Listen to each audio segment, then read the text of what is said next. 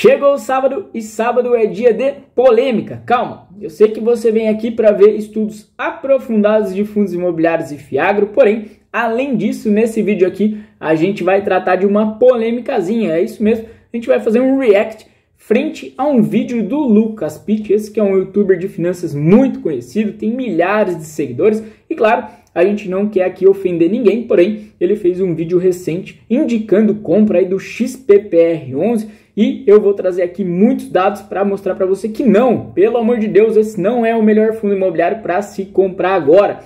Naquele vídeo ele fala do desconto muito grande do fundo, de fato existe um desconto aí, um deságio no PVP, ele utiliza esse critério como fundamental na análise dele, o que já é um problema.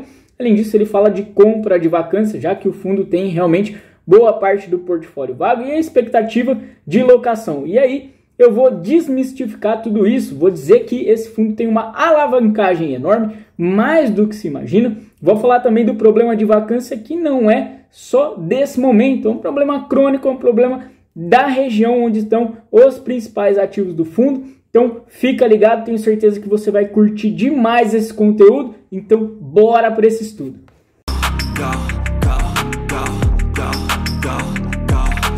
Vamos lá então destrinchar o XPPR11, o XP Properties FI, esse que é um fundo de lajes corporativas, tem aí um patrimônio líquido de 560,9 milhões de reais, valor patrimonial dele de R$ 76,67, preço de mercado realmente muito amassado, R$ 47,74, o que dá um PVP muito descontado, 0,62. Inclusive, esse é o motivo principal para muita gente estar olhando para esse fundo, para estar realmente fazendo muitos vídeos. E claro, a gente já sabe que em fundo de tijolo o PVP é apenas uma referência, ele não é determinante. A gente sabe também que esse VP é fruto de laudo de avaliação, já falei isso para vocês aqui no YouTube, já falei no Instagram, então não vamos ficar repetitivo. Partindo então para o comentário da gestão, e aí já começa o muro das lamentações.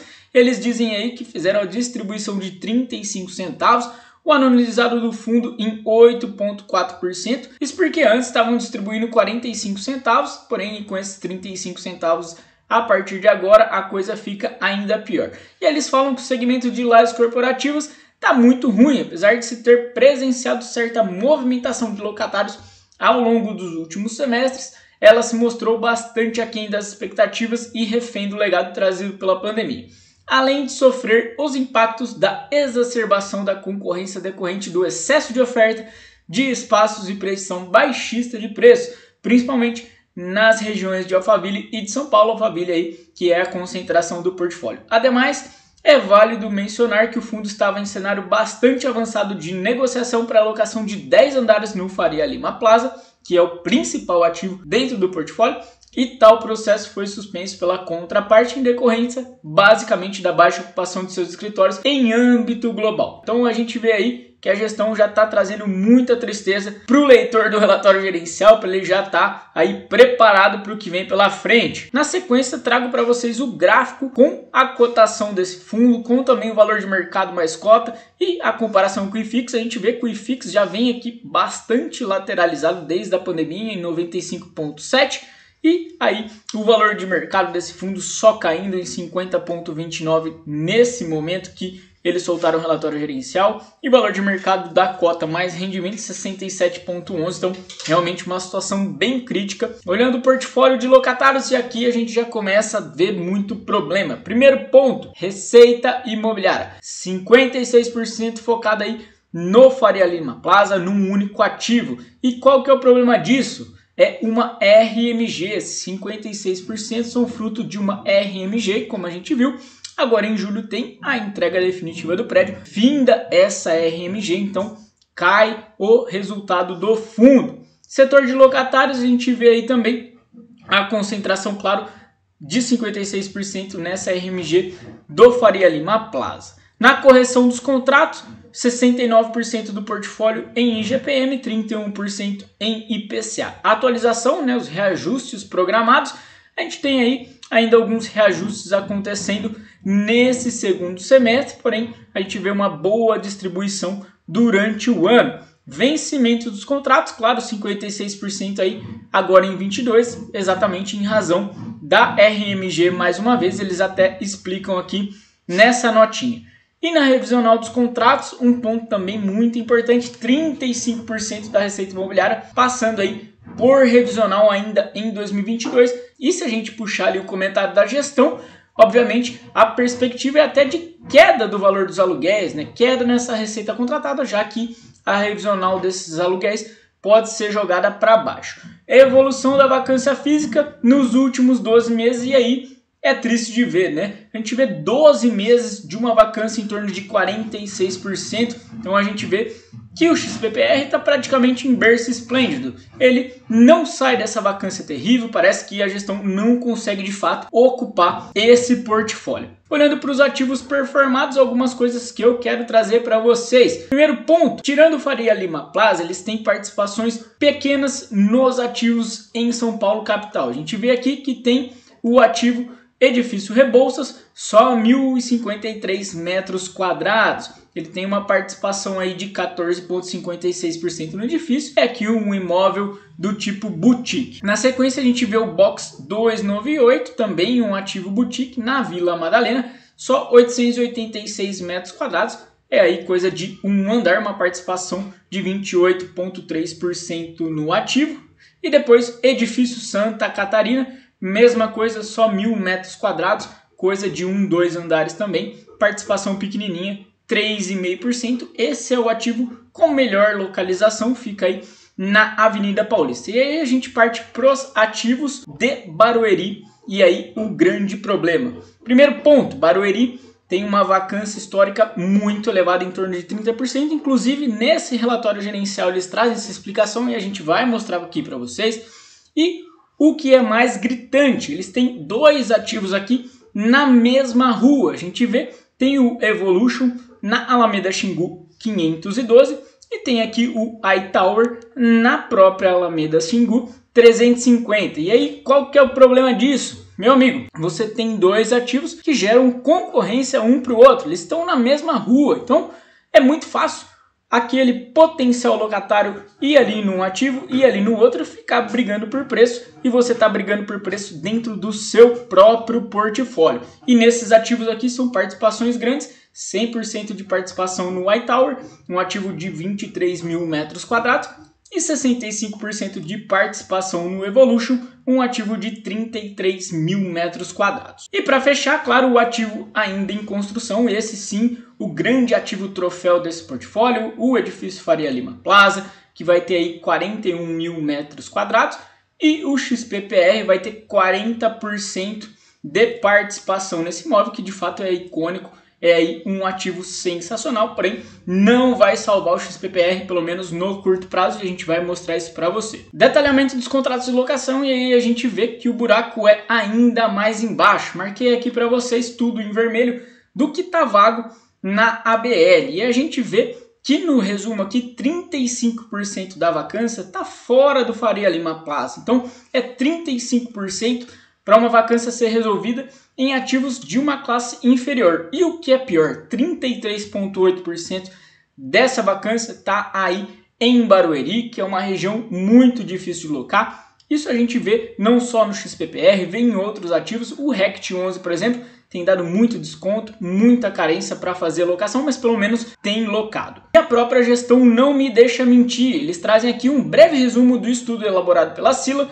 em relação ao mercado de lajes corporativas na região de Alphaville, e eles trazem, né, que a taxa de vacância permanece em um patamar elevado, superior a 30% nesse primeiro trimestre de 2022, e que a oferta total aí era de 450.000 metros quadrados. E um ponto muito importante da gente tirar de conclusão desse gráfico é que a vacância nunca foi baixa na região. Aqui em 2018, 21,4%, então já acima dos 20%, atingiu aqui 25% em 2020, teve alguma quedinha, e chegou nesses patamares novamente de 30% agora em 2021 e 2022. Então, situação bastante alarmante de localização para esse fundo. E na sequência eles trazem também atualização da Faria Lima, que é a região onde está o Faria Lima Plaza. Eles trazem também esse próprio estudo da Sila, dizendo aí que a taxa de vacância acabou subindo no primeiro trimestre de 2022 para 9%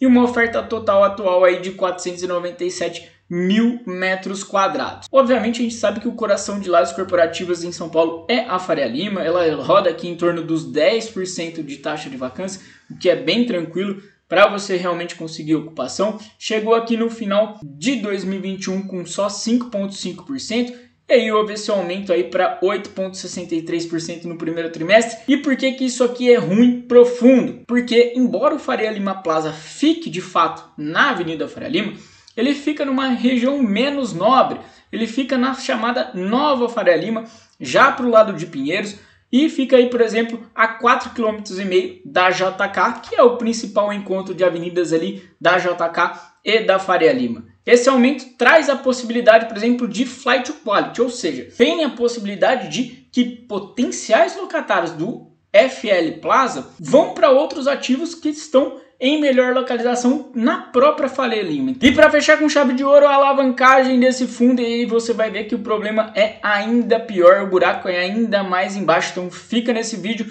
que chegou o principal momento. A gente começa aqui pelo CRI Hightower, são duas séries aqui relacionadas à aquisição dos ativos Hightower e Faria Lima Plaza, efetuadas lá em 2020, a primeira delas hoje atingindo 135 milhões de reais, a segunda 57 milhões de reais. Os valores iniciais eram menores, porém tem carência nesses dois CRIs, tá? Por isso que esse valor está sendo atualizado, está sendo corrigido e vai aumentando. Ambos aí com indexação, um em IPCA mais 5,7 e o outro em CDI mais 2,5, vencimento até dezembro de 2035 e periodicidade mensal de pagamento. E aí eles dizem que as séries serão pagas no prazo de 180 meses, com a primeira parcela, qual inclui amortização, juros e demais encargos financeiros, vencendo no 25º mês, a partir de dezembro de 2020 e as demais nos meses subsequentes. Então, a gente já vê aqui que tem uma carência até janeiro de 2023, do pagamento de juros e de amortização. Então a gente não tem despesa financeira saindo. Na sequência a gente vai então para o CRI Evolution, um CRI feito em 2021, saldo devedor hoje atingindo 190 milhões de reais, também prazo de 15 anos, vencimento em maio de 2036, periodicidade mensal, indexação IPCA mais 5,8%. E aí o que eles dizem para a gente? A série será paga no prazo de 180 meses, com carência de amortização, juros e demais encargos financeiros durante os 36 primeiros meses. Então aqui, mesma situação, gente. Tem carência de juros, tem carência de amortização, não tem despesa financeira saindo até julho de 2024. Então, a gente já vê que quando essas carências acabarem, o resultado financeiro do fundo vai ser terrível. A gente pode ter aqui um resultado pífio para ser distribuído desse fundo, ok? E na sequência eles dizem ainda, observação adicional, conforme fatos relevantes publicados em 18/12 de 2020 e 17/6 de 2021, existem condições precedentes suspensivas a serem cumpridas pelo devedor do FL Plaza, que após o cumprimento, será a obrigação do fundo liquidar o saldo restante no valor de 246 milhões de reais, dos quais 150 milhões correspondem a uma emissão de CRI com as seguintes características: prazo de 5 anos a contar 16/6 de 2021, taxa de IPCA mais 5,5 e carência de 36 meses. Então, mais uma vez, carência aqui de juros, carência de amortização até julho de 2024, assim como está o CRI Evolution. Então, a gente tem aqui mais 150 milhões de reais de dívida. Tá? Um novo CRI. E aí, se a gente pegar esses 383 milhões de reais e fazer a divisão frente ao ativo, a gente tem uma alavancagem de 40,6%. Porém, é pior. Essa alavancagem, na verdade, ela é maior. Por quê? Porque a gente tem que somar, como o próprio fundo falou aqui, pelos fatos relevantes de 20/12 e 17/6, o valor total da compra do Hightower mais os 40% do FL Plaza, dão 812 milhões de reais. E como é que isso tudo foi engendrado? 245 milhões via caixa, mais a captação de dezembro de 2020, que foi de 235 milhões de reais, mais 155,8 milhões de reais por dois CRIs, que, como a gente viu, são esses dois aqui de cima, um já em 135 milhões de reais, naquele momento era de 105 milhões de reais, e o outro de 57,7 milhões de reais, naquele momento 50 milhões de reais. E os outros 411 milhões de reais, como é que é? Fizeram a divisão entre parcelas mensais e 320 milhões de reais no fechamento da SPA do Faria Lima Plaza, no acordo aí de compra e venda, ok? Mas, no fato relevante desse 17/6 que eu citei para vocês, eles fizeram uma amortização de 163 milhões de reais com a emissão daquele terceiro CRI do CRI Evolution, que hoje já está em 190 milhões, naquele momento era de 160 milhões de reais, de IPCA mais 5,8, e ainda teve a emissão de um novo CRI de 150 milhões de reais, que eles citam aqui, que vai ser colacionado agora a partir da entrega final do Faria Lima Plaza, a indexação de IPCA mais 5,5%, e ainda a gente tem um saldo de 98 milhões de reais.